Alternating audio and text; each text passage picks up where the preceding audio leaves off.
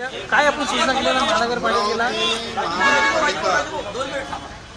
अत्यंत आरोग्यभरा मिसळलेला कारभार आहे। एका निचेस हॉस्पिटलमध्ये 63 पेशंट, याच्यामधले 5 पेशंट शेवटच्या टोकामध्ये आहे, नागपूरला रेफर केलेले आहे आणि 15 दिवसामध्ये एका हॉस्पिटलमध्ये 63 पेशंट आढळणं हे अत्यंत हाहाकाराची बाब आहे।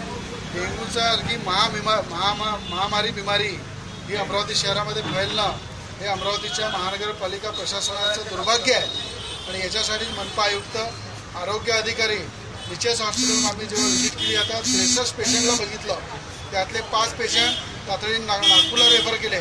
यावर तातडीनं आरोग्य अधिकाऱ्यांवर कारवाई करण्याचे आदेश दिलेले आहे। पूर्ण अमरावती शहरामध्ये उद्यापासून या महामारीच्या इलाजावर, डेंग्यूच्या इलाजावर पूर्ण शहरामध्ये पूर्ण अभियान राबवलं जाईल। प्रत्येक गलीमध्ये, घरामध्ये डेंग्यूच्या बद्दल जे फॉगिंग केले जाते ते फॉगिंग मोठ्या प्रमाणात अमरावती शहरामध्ये करू आणि डेंग्यूपासून पूर्ण अमरावती महानगरपालिकेच्या जनतेला संरक्षण मिळवून देऊ, यासाठी शहराचा काही आकडा समोर आलेला आहे का? शहरामध्ये आज जर अमरावतीच्या एका हॉस्पिटलमध्ये 63चा आकडा आहे, तर मला असं वाटते 1000-1500 पेशंट मोठ्या प्रमाणात अमरावती शहरामध्ये आढळलेले आहे। प्रत्येक हॉस्पिटलमध्ये आता अधिकाऱ्यांना निर्देश दिले आहे, पाहणी करा।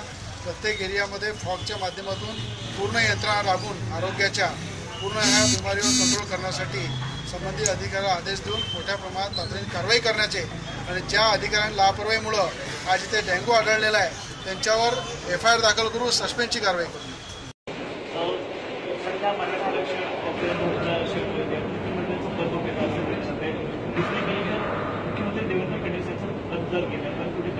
अपक्ष आमदार जे आहेत ते भाजपचे संघ सुटतील असं रवी राणा यांनी दावा केला आहे। मी स्वतः अपक्ष आमदार आहे। रवी राणा नेमका कोणाचा आहे ते पहिले महत्त्वाचं। दुसरी गोष्ट, त्याची बायको सुद्धा त्याच्या पक्षात आहे का हे तपासलं पाहिजे। आणि जे स्टेटमेंट देताना मी वारंवार म्हटलं का तू सगळ्याला गृहीत धरून रवी राणानं स्टेटमेंट देणं बंद करा। हा जो काय म्हणतोय वांचडपणा आहे ना तो त्याने थांबावा। रवी राणाच्या मागं आम्ही नाही आहे आणि तो एवढा मोठा नाही आहे हे पहिले रवी राणानं समजून घेतलं पाहिजे। त्यानं जे स्टेटमेंट दिलं तो अपक्ष, त्याची बायको राष्ट्रपती येऊन मागं खासदारकी लढली, म्हणून आपली स्वतःची बायको आपल्या पक्षात नाही आहे। दुसऱ्याचा घेऊन तुम्ही जर स्टेटमेंट देत असाल तर ते चुकीचं आहे। हां ठीक आहे, आम्हाला काही फोन केला, फोन करून विचारलं, मग काही स्टेटमेंट दिलं तर मान्य आहे। मग हा लबाड धंदा रवी राणानं पहिले बंद करा। यापूर्वी देखील अशा प्रकारचं स्पष्टीकरण रवी राणा यांनी दिलं होतं।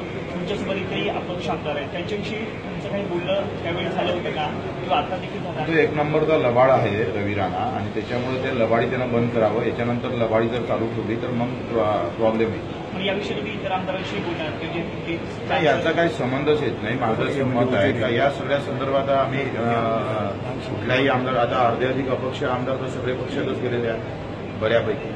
विनायकराव पाटील होते, ते बीजेपीमध्ये प्रवेश केला। दुसरे तुमचे अधिक काय चौधरी होते, ते बीजेपी राहिले कुठं अपक्ष? त्या रवी राणाला माहीत तरी आहे का? शमूळ पुसून घे मला पहिले व्यवस्थित, म्हणून बाकी कर।